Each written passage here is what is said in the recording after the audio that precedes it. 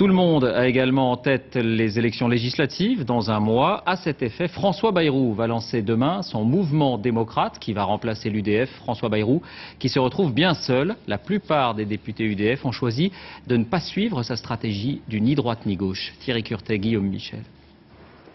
François Bayrou se sent un peu seul en ce moment.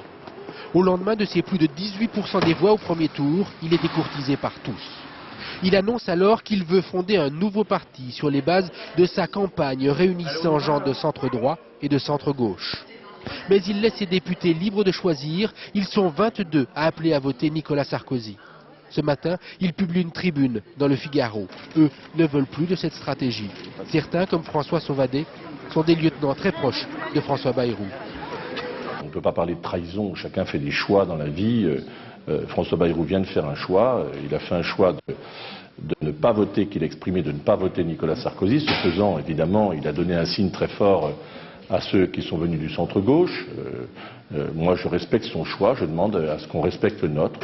Car bon nombre de ces députés ont obtenu leur siège grâce à des alliances à droite.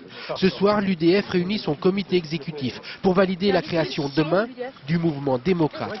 Des 22 signataires, un seul est venu dans le dernier carré de fidèles, les dents grincent. Il y a une chose moi, que je ne ferai jamais, c'est me moquer des électeurs.